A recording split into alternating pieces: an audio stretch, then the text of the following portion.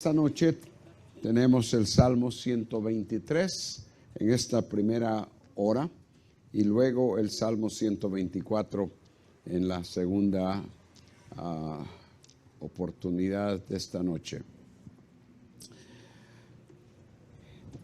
En Norteamérica, en Estados Unidos,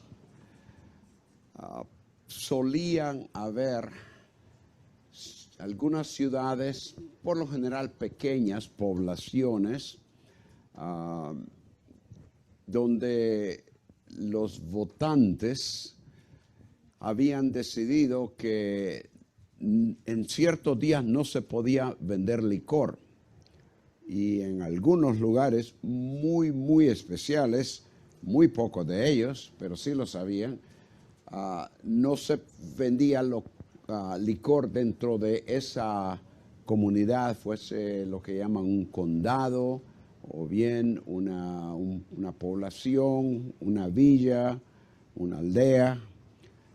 Pero eso hace años. Hoy día prácticamente no se usa, no se practica. Bueno, había una población donde donde eso no se vendía, donde no se vendía el licor, se le llamaba un lugar seco. Esa era la designación, un lugar seco. Pues había una población seca, pero un empresario, una persona de negocio, decidió poner en ese lugar un bar. Entonces, los cristianos de una iglesia se reunieron y decidieron pasar toda una noche de vigilia orando para que eso no se llevara a cabo. Bueno, el hombre instaló su bar, su taberna, pero muy poco tiempo después de inaugurada cayó un rayo y quemó el local. Bueno, el hombre no se quedó callado, sino que decidió ir a un abogado y entablar una demanda en contra de la iglesia, diciendo que ellos eran culpables porque se le había quemado su local, su negocio. Bueno, ¿qué sucedió? Entonces, los cristianos decidieron ir a otro abogado para que argumentara que ellos no eran responsables.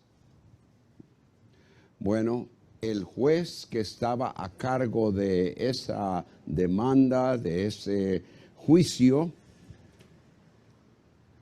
dijo, de cualquier manera que esto se vaya a resolver, una cosa es clara, el dueño del bar cree en la oración, pero los cristianos de esta iglesia no creen. ¿Por qué la primera vez decidieron orar? Y evidentemente el Señor contestó, pero la segunda vez, en vez de ir a orar otra vez, decidieron ir ¿a dónde? A donde el abogado. En el Salmo 123, el escritor, quien está bajo el acecho de otros en su contra, se dirige y acude a quien él sabe que le puede contestar y solucionar su situación. Y tenemos aquí el resumen en sus bosquejos.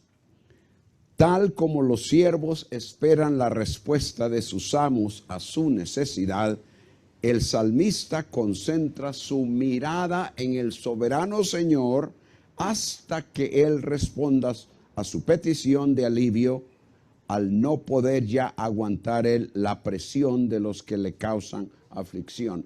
Evidentemente, el salmista estaba bajo presión, bajo dificultad, bajo el acecho, bajo las amenazas de personas que estaban en contra de él, y llegó un momento que humanamente ya no aguantaba. Entonces fue al Señor, y esto es lo que tenemos en el capítulo 123.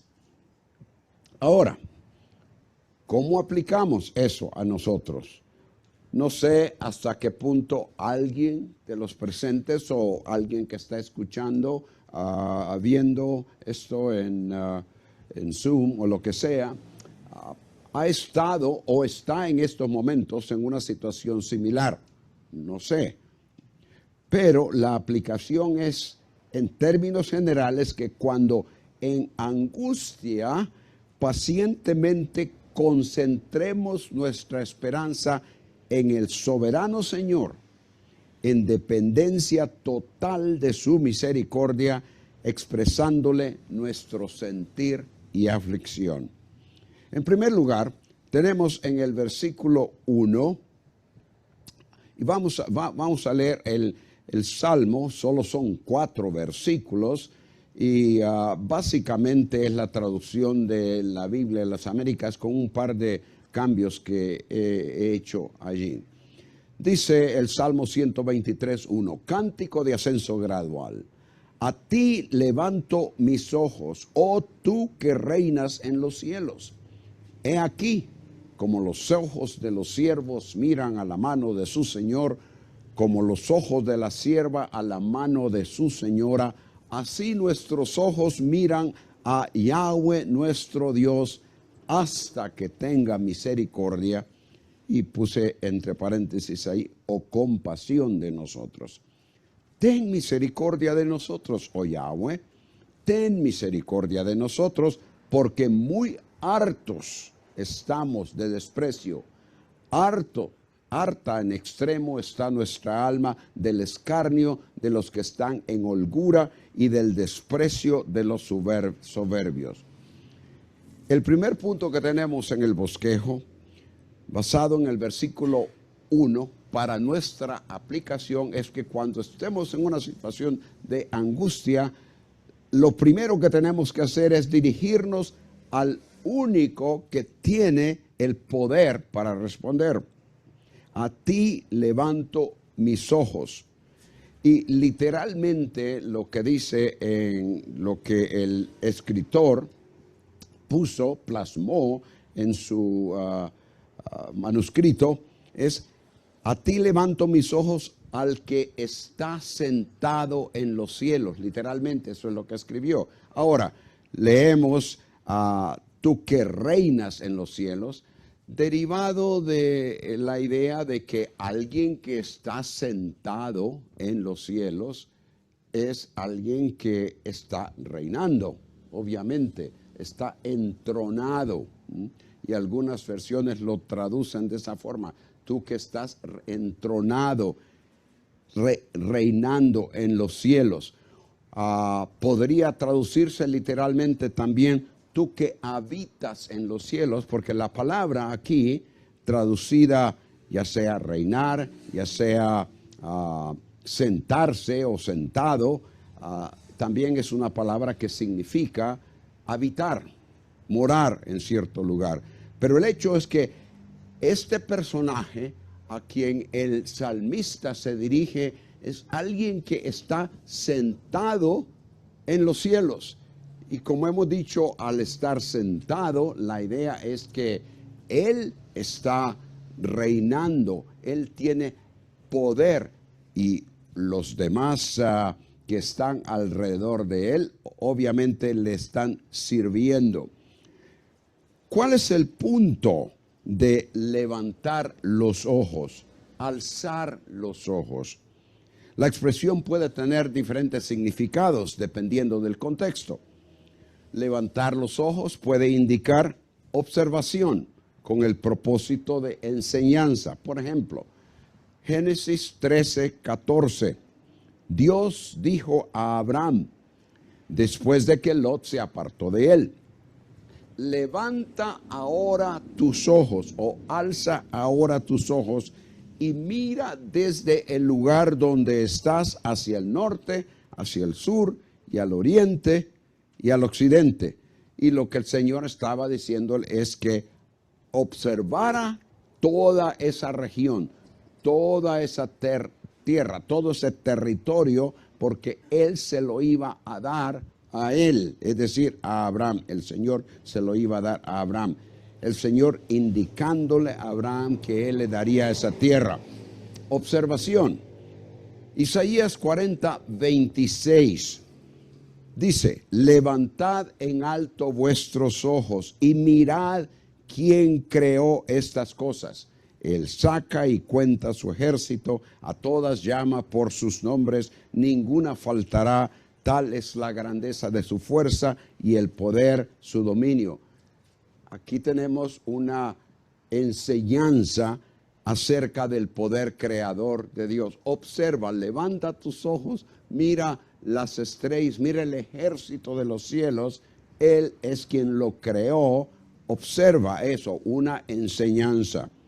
En Juan, ya en el Nuevo Testamento, Juan 4:35, el Señor dice, levantad vuestros ojos y mirad los campos, que ya están blancos para la siega. Aquí tenemos una enseñanza acerca de la necesidad de proceder con la cosecha. Observa, ya la cosecha está lista para ser levantada. Observación. Otra área que concierne esto de levantar o alzar los ojos es expectativa, esperando algo. Salmo 121:1, lo vimos eso ayer. Levanto mis ojos a los montes e inmediatamente pregunta, ¿de dónde vendrá mi ayuda? Es una expectativa de que al alzar los ojos hacia los montes, algo va a suceder. La ayuda va a venir de allí.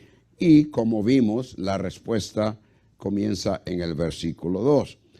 Aquí en el 123:1, a ti levanto mis ojos, oh tú que reinas en los cielos, nos habla de la expectativa de que el que está sentado en los cielos, reinando, le responda. Eso es lo que él espera. Habitar o estar sentado en los cielos nos habla de la grandeza, de la soberanía, del poder sobre todo. El mero hecho de reconocer su presencia en los cielos indica reconocimiento de su absoluto dominio sobre todo, sobre todos, y su control sobre todas las cosas y sucesos. Salmo 103:19. Yahweh estableció en los cielos su trono y su reino domina sobre todos. Salmo 115:3. Nuestro Dios está en los cielos, todo lo que quiso ha hecho. Es la realidad de la persona de Dios en los cielos y su trono lo que hace que le traiga al salmista la expectativa de respuesta, y por eso se dirige a él en esos momentos de aflicción, algo que para él evidentemente, como vamos a ver, llegó a ser humanamente intolerable. Es hacia el que tiene dominio, poder, control sobre todo y sobre todos, hacia quien él mira. Interesantemente, no hacia sus amigos, no hacia los humanamente poderosos en la tierra. Y eso debe de enseñarnos algo en lo que se refiere a las situaciones difíciles que nos afectan. ¿Cuántas veces no acudimos al vecino, al amigo, al que tiene recursos, al que tiene poder? Pero ¿qué sucede? No puede o no quiere ayudarnos. ¿Hacia dónde dirigimos nuestra mirada con la expectativa de respuesta? Leí de un pianista en Polonia, hace muchos años obviamente, estamos hablando del siglo siglo XIX, un pianista en Polonia, quien iba a dar su primer concierto en Londres.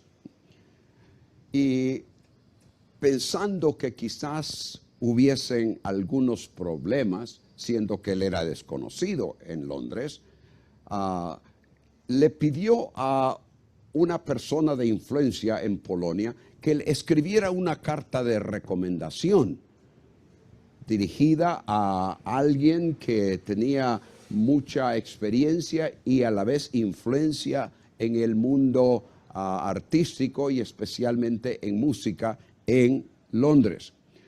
El hombre le escribió la carta y se la dio en un sobre cerrado.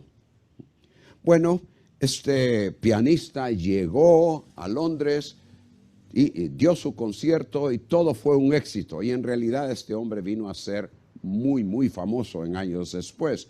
De manera que todo fue bien, no hubo problema, no tuvo dificultad, por lo tanto, no necesitó la carta. Entonces, guardó la carta por ahí.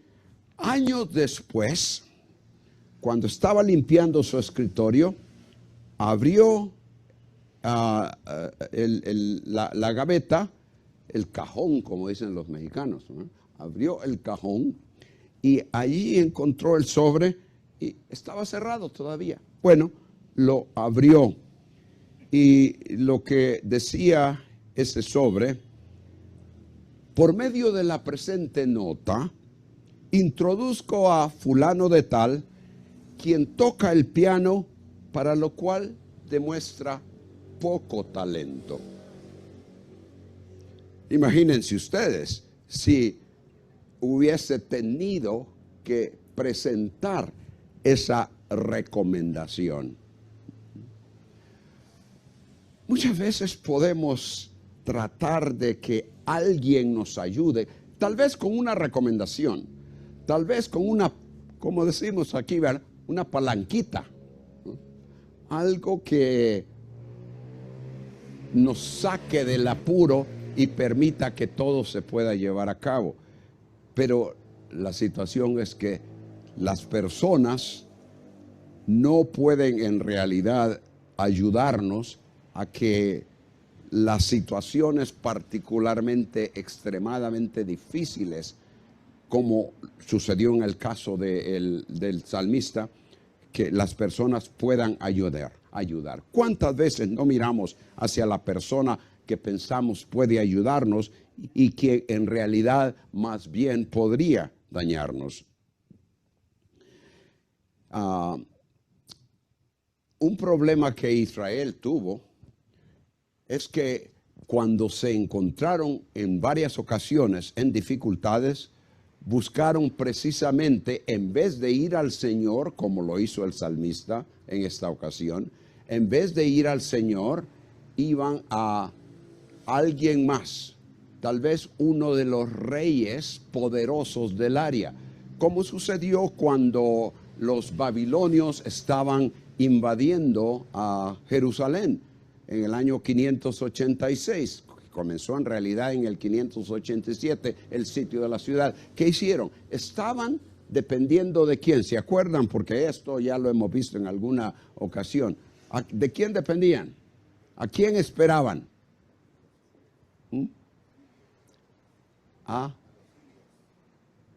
No. Siria en realidad ya había pasado la historia.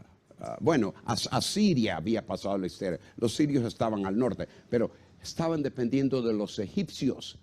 Y en realidad hubo un momento cuando los egipcios llegaron y los babilonios abandonaron el lugar, pero el Señor le dijo a Jeremías: diles que los egipcios no se van a ir y no van a regresar, que fue el caso. De manera que ellos estaban continuamente dependiendo de otras personas, cuando en realidad tenían todo un historial en el cual el Señor, vez tras vez, tras vez, tras vez, les había sacado de dificultades, les había favorecido innumerables veces les había bendecido, pero no, ellos regresaban a confiar en el poder humano. Y el Señor dice por medio de Isaías, hay de los que, eso es Isaías 31:1, hay de los que descienden a Egipto por ayuda. En los caballos buscan apoyo y confían en los carros porque son muchos, y en los jinetes porque son muy fuertes, pero no miran, y ahí está, no miran, no dirigen su atención, no centran sus ojos en el Santo de Israel, ni buscan a Yahweh. En Ezequiel 33, 24, 25, vemos la expectativa errónea de parte de los judíos en ese tiempo, el reino de Judá. Ezequiel, recuerden, estaba ya en Babilonia,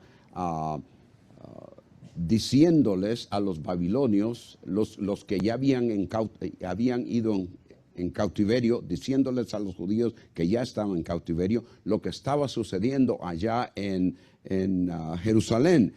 Y les dice, así dice el Señor Dios, coméis carne con sangre, alzáis los ojos a vuestros ídolos mientras derramáis sangre. ¿Poseeré? Y la pregunta retórica, ¿poseeréis entonces la tierra? Obviamente no, porque estaban mirando en la dirección totalmente errónea. Como el salmista, es a él a quien debemos mirar, dirigirnos a él. Pero ahora, el hecho de físicamente levantar los ojos hacia el cielo no le permite a nadie ver algo que le sea de ayuda. Por ejemplo, usted tiene una dificultad ahora y siguiendo el ejemplo del salmista, se va allá fuera de su casa, la puerta, abre la puerta, sale y ve al cielo. ¿Significa eso una respuesta? ¿Significa que usted va a ver algo? No, obviamente que no. La idea de levantar los ojos, alzar los ojos al cielo, va más allá de lo literal. La acción debe de indicar una expectativa basada en la confianza de la presencia, del poder, de la autoridad de Dios. De manera que no es que vamos a salir fuera de la casa o al patio o en un lugar amplio y levantar nuestros ojos al cielo. Bueno, si usted quiere hacerlo, está bien.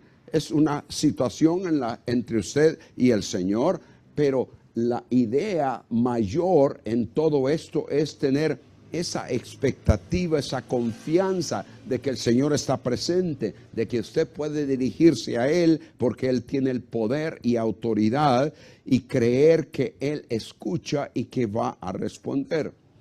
En nuestra naturaleza humana, cuando en necesidad, con frecuencia nos dirigimos, como hemos dicho, a alguien quien creemos puede ayudarnos, precisamente porque confiamos en que esa persona tiene el poder para hacerlo. Pero sucede que cuando vamos y explicamos la necesidad, solicitamos la ayuda y el fulano nos dice que no puede o no nos escucha. Filipenses 4, 6, 7. Versículos que los hemos leído miles de veces, los hemos memorizado y espero que los hemos puesto en práctica. Por nada estéis, ¿qué? Afanosos, sino sean conocidas vuestras peticiones. ¿Dónde? Delante de Dios en toda oración y ruego, con acción de gracias, y la paz de Dios, que sobrepasa todo entendimiento, guardará vuestros corazones y vuestros pensamientos en Cristo Jesús. La enseñanza es entonces dirigirse a Dios con fe, confiando en todo lo que Él es y que es capaz de hacer. Él es el que reina desde los cielos sobre todo. Y Él está por encima de nosotros. Debemos levantar nuestros ojos. Si queremos hacerlo literalmente, bien.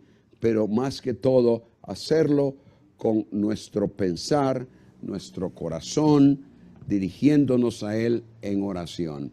Dirijámonos al único que tiene poder para responder. Ahora, sabiendo eso, el salmista hizo una comparación en el versículo 2. Ya lo hemos leído, como los ojos de los siervos miran a la mano de su Señor, como los ojos de la sierva a la mano de su señora, así nuestros ojos miran a Yahweh nuestro Dios hasta que se apiade de nosotros. Los siervos en esos tiempos eran en realidad esclavos en total sumisión a sus amos. Dependían de ellos en todo. No había lugar para actuar independientemente, que un esclavo, que un siervo pudiese decir, esto es lo que voy a hacer. No, la dirección de sus vidas, las instrucciones que recibían y la provisión que necesitaban dependía totalmente de aquellos a quienes pertenecían. El salmista y sus compañeros, en total sumisión al Señor, dijeron que como los siervos y como las siervas, ellos pacientemente con su mirada, con su confianza puesta en el Señor, esperarían su misericordiosa ayuda hasta que en su tiempo, el Señor les respondiera. Como vemos, este versículo nos da un ejemplo que se puede entender en términos de la experiencia humana. Y eso lo introduce con he aquí, que ya hemos visto en otras ocasiones. Y hemos dicho que es una partícula que dirige la atención a lo que Él está por decir. En este caso, dirige la atención al ejemplo o ilustración que lo presenta a manera de comparación. Y la ilustración consiste en comparar la posición y la relación de los siervos o esclavos a sus amos. Varios aspectos definen esa relación. En primer lugar, los ojos de los siervos. La idea es que están puestos en la persona de su amo, indicando expectativa. Luego nos habla de la mano de su Señor. La mano de su Señor. Y la idea aquí es la procedencia de la provisión en la necesidad. Procede de la mano de su Señor. Y luego su Señor en sí. Esa expresión, su Señor, que indica la sumisión del siervo y la autoridad del amo, por otra parte, por otro lado. Y luego nos menciona hasta qué. Y esa expresión, esas dos palabras, indican la paciente espera del siervo. ¿Hasta qué? Y la última parte, hasta que se apiade de nosotros. Y aquí vemos la benevolente disposición del amo hacia el siervo. Todo esto da un claro y amplio entendimiento del recurso al cual el salmista acudió cuando se encontró angustiado. Entendiendo Señor o amo como la persona que ejerce su autoridad sobre otros que deben someterse a él. Determinamos lo crucial de la sumisión para que exista en la relación que el amo responda a la necesidad del siervo. Rebelión e infidelidad por parte del siervo no habría dado resultados para él. El punto entonces, siervos y siervas deben someterse a la autoridad de sus amos y depender totalmente de ellos. los siervos toman su lugar con relación a sus amos. Y eso incluye dependencia. La idea de poner la mirada en la mano del amo es esperar que él supla. Salmo 145, versículos 15 y 16 y luego el 18, el 20, ilustran este punto. Dice el versículo 15, a ti, refiriéndose al Señor, miran los ojos de todos y a su tiempo les das su alimento. Y aquí está hablando de la creación en general. Abres tu mano y sacias el deseo de todo ser viviente. Yahweh está cerca de, noten ustedes esto, Yahweh está cerca de todos los que le invocan, de todos los que le invocan en verdad, no así nomás medio creyendo que tal vez el Señor puede hacer las cosas, no, que le invocan en verdad. Versículo 16, cumplirá el deseo de los que le temen. Y el versículo 20, el Señor guarda a todos los que le aman. De manera que miren ustedes, en todo esto, invocar al Señor, temer al Señor, amar al Señor, son aspectos, actitudes, sentimientos que la persona que le invoca debe de poseer, debe de tener. La comparación que el salmista hace con los siervos y el amo para ilustrar su propia dependencia y de los fieles en Israel, de la provisión de Yahweh, directamente se aplica a toda persona que se considere siervo del Señor y que depende de Él.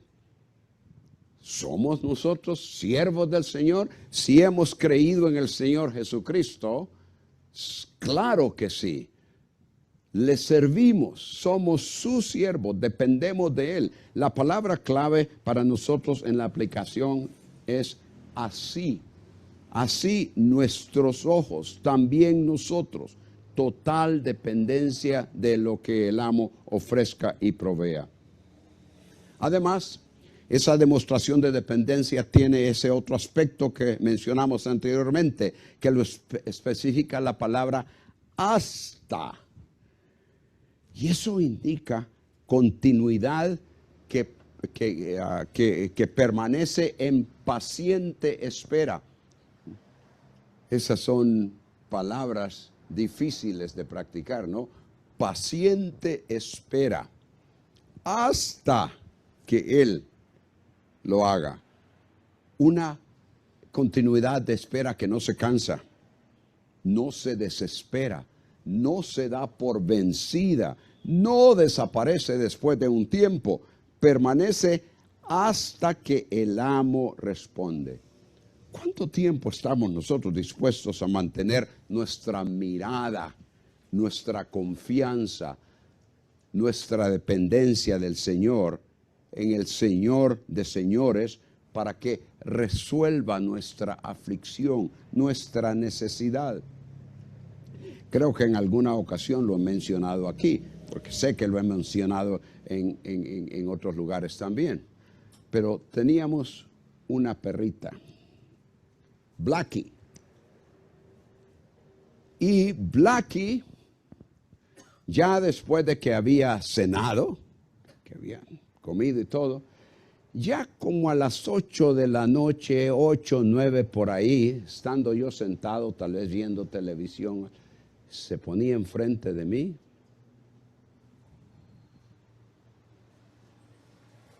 con los ojos clavados, sin parpadear prácticamente, y no se movía hasta que yo iba a buscar el bocadillo para antes de acostarse. Hubo un predicador de hace años, no recuerdo si fue Spurgeon de esos predicadores famosos del siglo XIX, tal vez fue él, pero quizás otro, que decía, oh, yo quisiera ser tan fiel como mi perro. Esos animalitos nos enseñan muchas cosas, ¿no? Y Blackie me enseñó algo. Constante espera, concentrado en lo que el amo hará para satisfacer mi necesidad. En Juan 5, el hombre en el estanque de Betesda, donde habían una multitud de enfermos, ciegos, cojos, paralíticos, esperando el movimiento del agua, que el ángel viniese y moviese el agua. ¿Tenía cuánto tiempo, se acuerdan? 38 años de estar enfermo y esperando. Y esperaba que en algún momento alguien lo llevara corriendo al estanque para poder ser sano. El Señor tenía otra forma en que lo iba a curar. Una forma que él no se imaginó nunca. Y en el tiempo, después de que pasaron muchos años, 38 años esperando. Pero en el momento preciso, en el momento en que el Señor tenía designado, el Señor Jesucristo apareció y le dijo, ¿quieres ser sano? Sí, pero esto y esto y esto. Toma tu camilla y anda. Y ahí nomás. En Colosenses 3, 1 y 2. Si pues, habéis resucitado con Cristo, buscad las cosas de arriba, donde está Cristo sentado a la diestra de Dios. Y luego, ¿qué sigue? Poned ¿qué? La mira. Poned la mira en las cosas de arriba, no en las de la tierra, porque habéis muerto y vuestra vida está escondida con Cristo Jesús. Hebreos 12:2. Sé que Hebreos 12 tiene un contexto un poquito diferente de lo que estamos hablando, pero en última instancia encaja con lo que hemos estado mencionando estas noches atrás.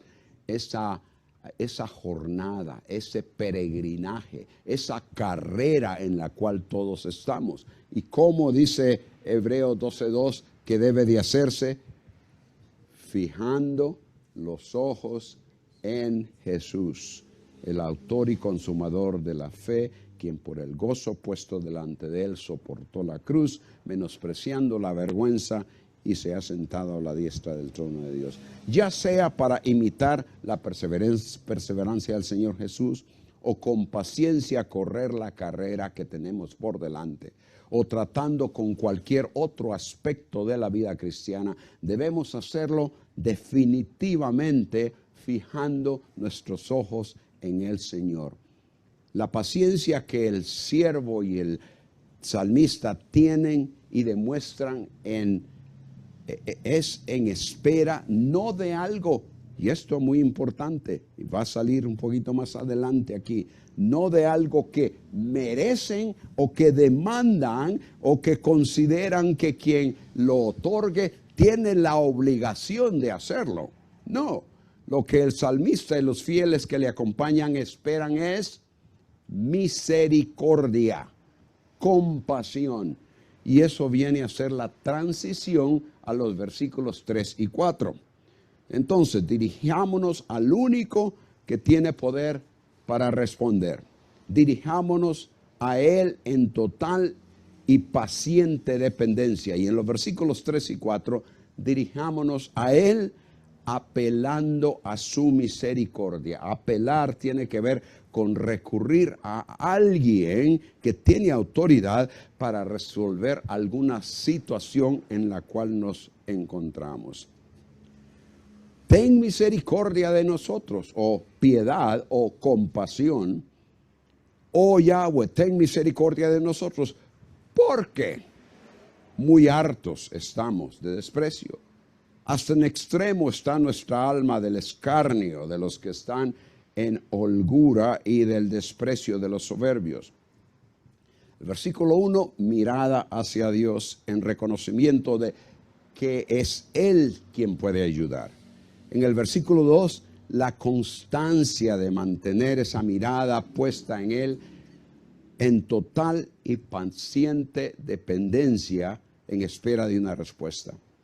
Y esa respuesta es una expresión de su misericordia. Ese es el punto de contacto entre el versículo 2 y los versículos 3 y 4.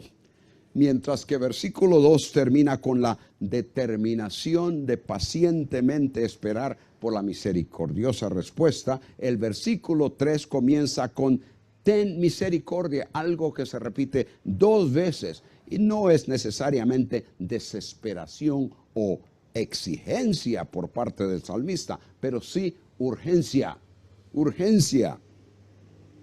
El verbo literalmente significa ser misericordioso, sé misericordioso.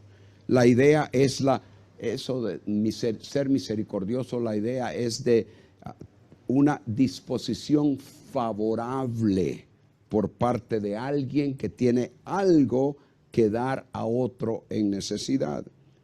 La mayoría de los casos, este verbo se usa con el Señor, Yahweh, como sujeto. Por ejemplo, un versículo al cual nos referimos anoche, número 6:25. Jehová haga resplandecer su rostro sobre ti y tenga de ti misericordia. Isaías 30, 18 y 19. Por tanto, Yahweh espera para tener misericordia de vosotros, y por eso se levantará para tener compasión. Y así continuó. Versículo Génesis 6, 8. Noé halló gracia. Esa palabra gracia está en cercana relación a la palabra misericordia, ser misericordioso. Entonces el salmista apela a la misericordia de Dios, a su gracia, a su favor, que obviamente se origina en su amor. No hay en el salmista inclinación alguna hacia un sentir de derecho. Hoy día se habla en todo lugar acerca de el derecho que alguien tiene para algo o mérito. Él, es decir, el salmista, no considera, no piensa en tales cosas. Y notar el versículo 3, porque ahí dice, porque muy saciados, esta es la razón, muy saciada, hastiada está nuestra alma. Y cuando habla de alma, como ya lo hemos dicho estas 2 noches atrás, no es únicamente, aunque puede incluir, un sentir interno, sino que habla de la vida, de la persona misma, nuestra vida. Toda nuestra existencia diaria está hastiada, está llena del escarnio de los holgados. En otras palabras, estaban por los suelos, como que si alguien hubiese andado caminando sobre ellos, pateándolos, diríamos. Lleno de desprecio y de burla, escarnio, esa es la idea de escarnio, burla. Por gente que se les describe como holgados y soberbios, que les causan angustia y sufrimiento. Esa palabra holgados se usa en Amós 6:1 y quizás es un poquito más descriptiva la forma en que la vemos.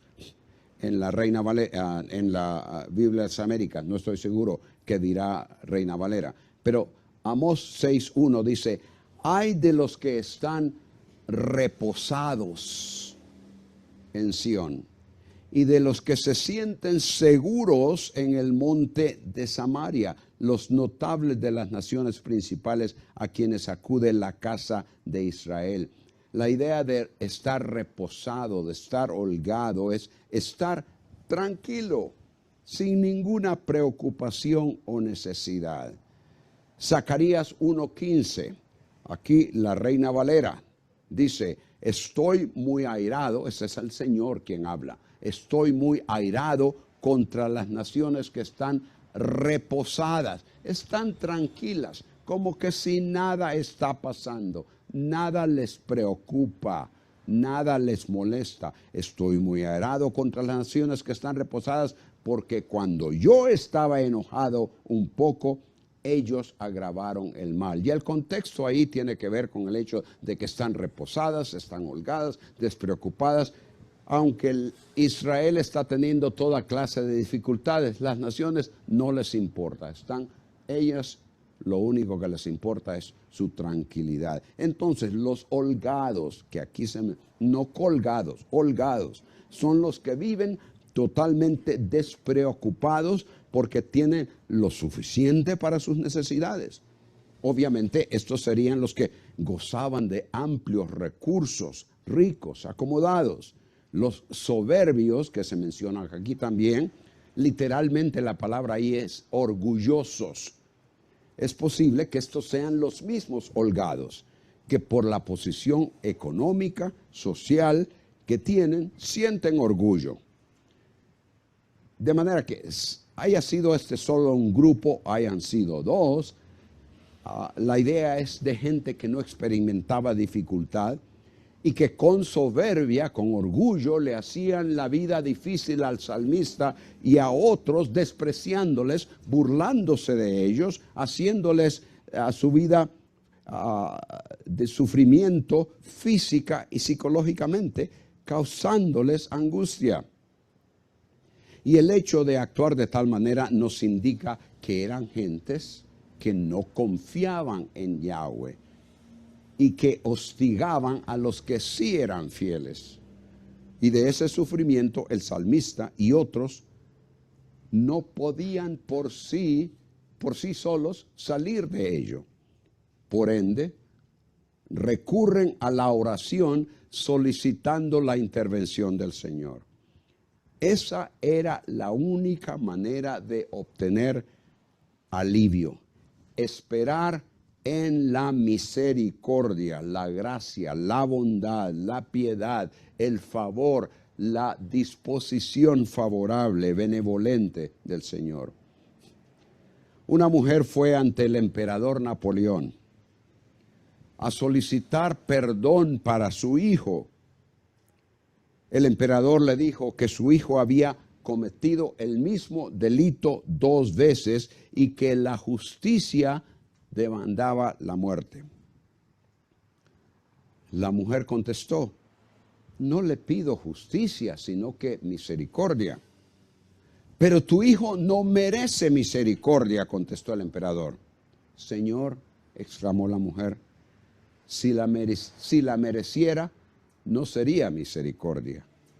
Y es misericordia lo que pido.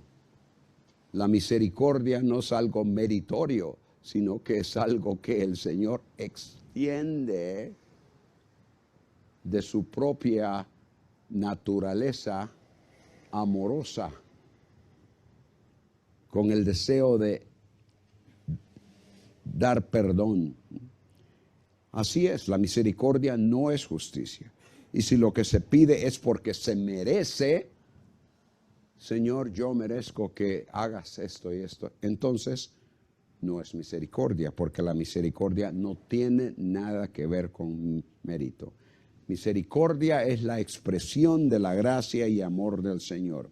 Y el salmista y el pueblo de Israel no merecían misericordia, pero apelaban a ella porque sabían que al reconocer todo lo que Dios es, santo, soberano, todopoderoso, lento para la ira y abundante en misericordia.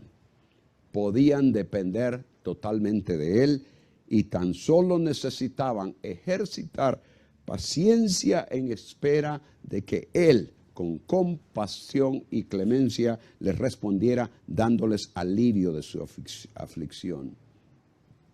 Dudo que alguno de nosotros haya pasado por la opresión por la que evidentemente el salmista y otros estaban pasando en esos momentos.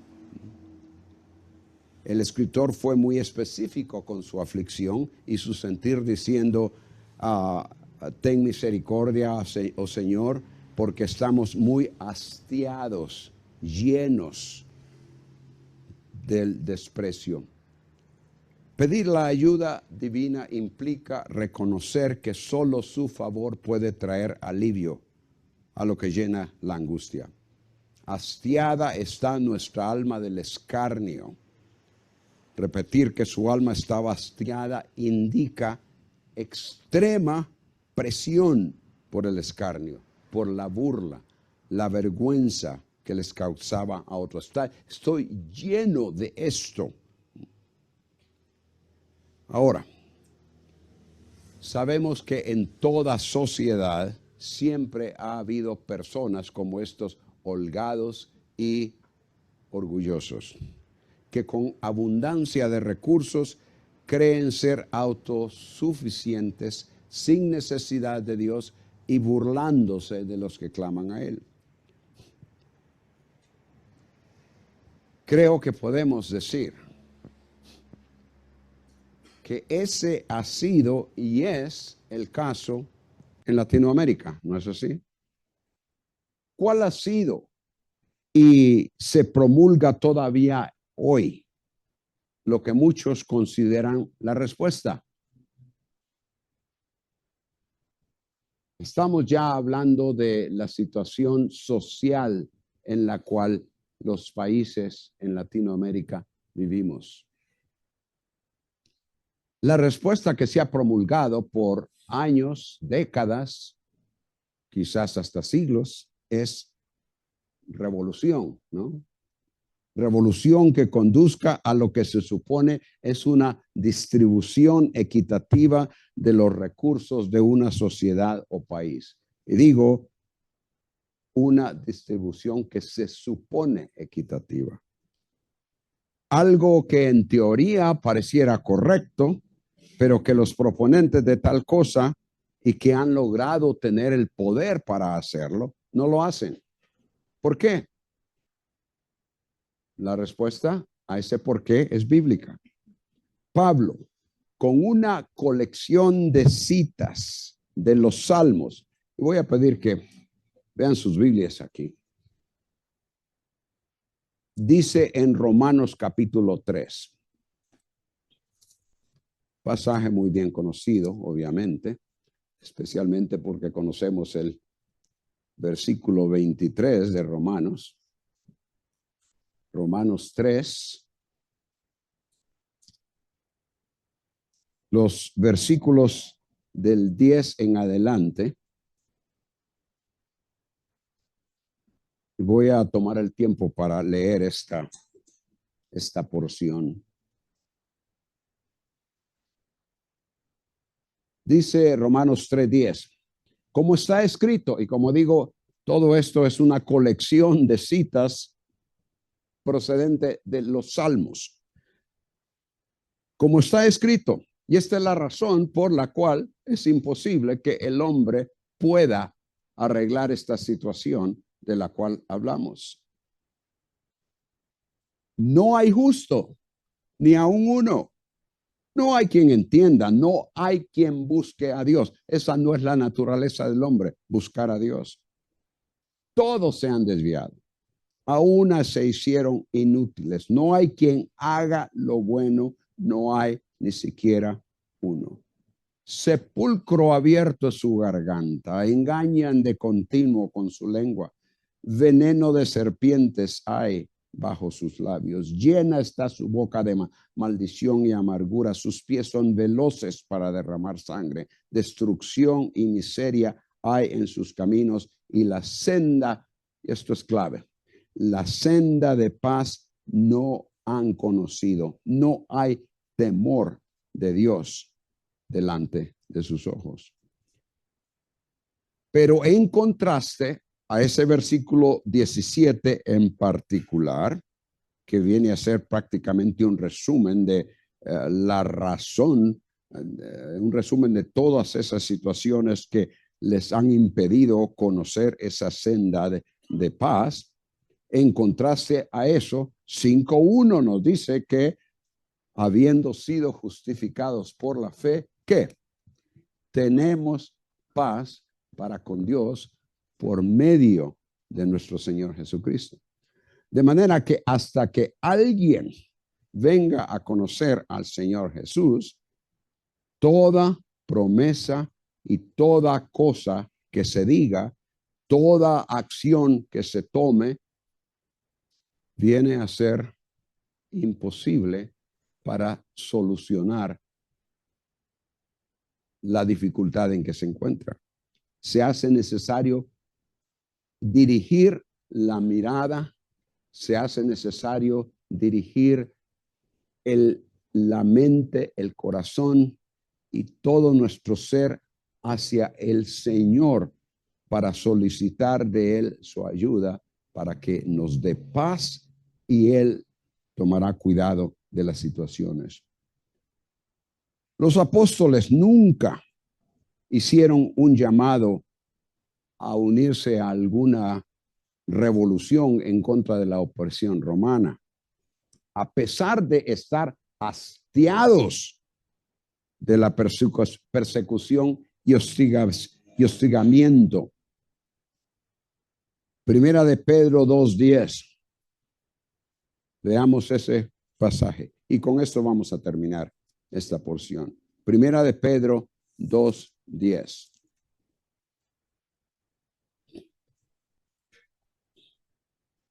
Dice Pedro: pues vosotros en otro tiempo no erais pueblo, pero ahora sois el pueblo de Dios.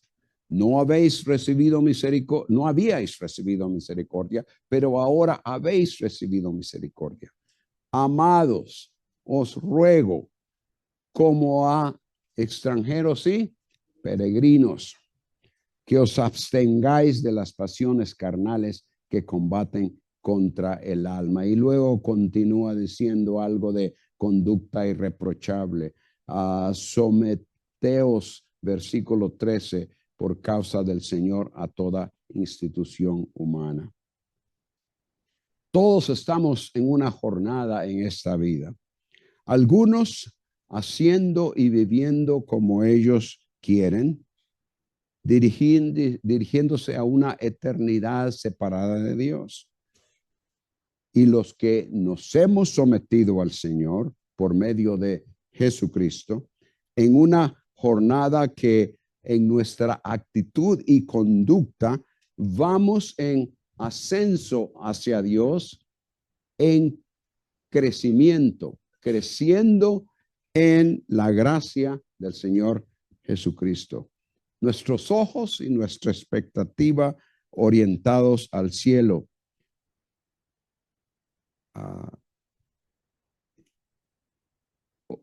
Nuestros ojos orientados hacia el cielo, hacia el Señor, quien es quien reina sobre todo. Creo que esta situación que ustedes están confrontando en los próximos días con la votación, el Señor les puede ayudar a determinar delante de Él cómo es que van a elegir por quién votar. Y obviamente eso no garantiza que toda la situación se va a resolver si la persona que ustedes creen que puede traer los mejores resultados es la que sale electa. Pero el punto es que como extranjeros y peregrinos, aunque ciudadanos de este país, como extranjeros y peregrinos, ciudadanos del cielo, no importa lo que pase, vengan tiempos mejores o tiempos más difíciles, nuestros ojos, nuestra mirada, nuestro sentir, nuestra mente, nuestra confianza debe estar puesta y colocada en el Señor. Con nuestros ojos puestos en el Señor Jesucristo, continuemos viviendo una existencia que es demostrable de nuestra peregrinación en esta tierra, ascendiendo en ascenso hacia a Dios, como dije, creciendo en la gracia de nuestro Señor Jesucristo. Oremos, hermanos. Padre, hemos visto algo acerca de la tremenda dificultad, la presión y aún una situación de opresión en la cual el salmista y otros que creían en ti y confiaban en ti, esa difícil situación en la cual se encontraban. Y sin embargo, Señor, su mirada estaba puesta en ti, esperando, confiando hasta el momento en que tú decidieras traer una solución para ellos. Todos nosotros, Señor, nos encontramos en algún momento en situaciones similares, difíciles, de presión, de opresión, de desprecio, de dificultad económica, de enfermedad. Pero tú, Señor, estás al tanto de todo. Y por eso es a ti a quien vemos rogándote tu intervención de acuerdo a tu voluntad. Y Señor, al pensar en la situación de Honduras, este país, en los próximos días en particular, tú sabes de antemano, Señor, lo que habrá de suceder. De manera que te ruego por mis hermanos aquí en esta congregación y aquellos que desean servirte a través de todo el país, para que tú, Señor, les dirijas en la forma en que habrán de responder a esta responsabilidad cívica, para que sea una cosa o la otra, que su confianza continúe siendo puesta en ti y no en el hombre. Rogamos tu bendición, tu ayuda en continuar creciendo en la gracia del Señor Jesús, con la dirección de tu Espíritu y a la vez, Señor, ayudándonos a entender más y aplicar apropiadamente tu palabra. En el nombre de Cristo. Amén.